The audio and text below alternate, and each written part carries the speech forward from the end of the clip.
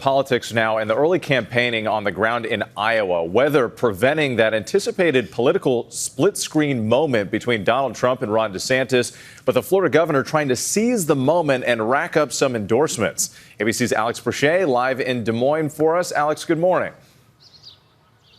Good morning, Whit. Yeah, Florida Governor Ron DeSantis still hasn't officially declared he's running in 2024, but this trip to Iowa, crisscrossing the state with a tour bus, certainly looked like a campaign as he tries to gain ground on former President Trump. Overnight, Florida Governor Ron DeSantis made an unplanned stop at a Des Moines barbecue joint. Our cameras were rolling as he and his wife shook hands and took pictures for over an hour, taking a victory lap after a day crisscrossing the state. Governor, what made you come here tonight? Just want to say hi to people. This restaurant is 2 miles from where former President Trump's rally was supposed to be before the campaign canceled, citing tornado warnings in the area Saturday afternoon. Are you trying to send a message to Trump? Thank you. You got this, bro. We've had a great day. I mean, it's been great. There's been great folks all around, and we're excited to be in Iowa. DeSantis is a distant second to Trump in national polls of Republican voters and GOP-leaning independents. But in Iowa, he's picked up more than 36 endorsements from state lawmakers, gaining ground in the crucial first caucus state. Overnight, former President Trump unveiled his own list of Iowa endorsements from each of the state's 99 counties. Ron DeSantis, wrong on tax hikes, just not ready. His campaign Friday releasing this attack ad on his top competition. Trump, for his part, has promised to reschedule Saturday's canceled event.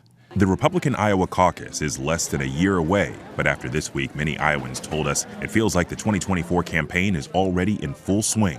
We really get bombarded in Iowa. We're on the front lines to see what's really out there and what they're offering us.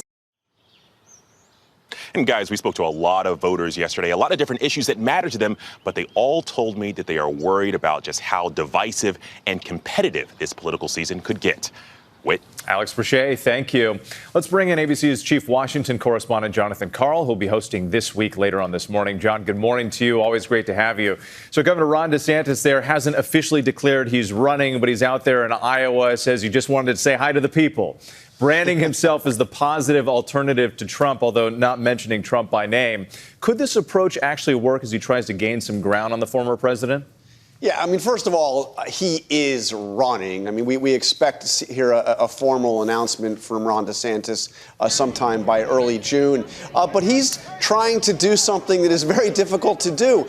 He wants to prepare to run against Donald Trump without incurring the full wrath of Donald Trump. And so far, anyway, it's actually not proving to be very effective. DeSantis's best moments, at least in terms of polling, both nationally and in those early states, was months ago. Trump has, even though DeSantis hasn't come out and really criticized him or taking him on, Trump has gone after him. And DeSantis isn't fighting back. Republican primary voters, it seems, like a fighter. So we'll see if this strategy really works. Yeah, so far, early review is not good. Yeah, still a long ways to go in this campaign season. I do want to turn back to the border, the crisis at the border, that is. You have Homeland Security Secretary Mayorkas on the show this morning. The Biden administration facing pressure and legal battles really from all sides of the immigration issue. How do they plan to address all of that?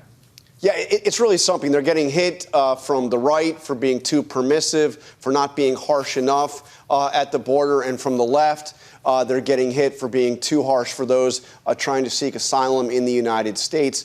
The plan here is simply to try to improve the way, provide more mechanisms, more ways for people to, in an organized way, apply for asylum to the United States, while also cracking down on any who cross illegally. One of the policies that is especially criticized on the left here, Whit, is they are imposing penalties for those who cross the border illegally. If you come over illegally, you are not eligible under most circumstances to apply for asylum. In fact, you could be banned for 5 years from applying for asylum. You'll have a lot to discuss this morning later on. Thank you so much, John. We appreciate it. Again, tune in to This Week this morning. Again, John will have that interview with Secretary of Homeland Security Alejandro Mayorkas discussing what's next at the U.S.-Mexico border after Title 42 restrictions expired. Plus, John speaks exclusively with Representative Michael McCaul of Texas about the House Republican border security bill.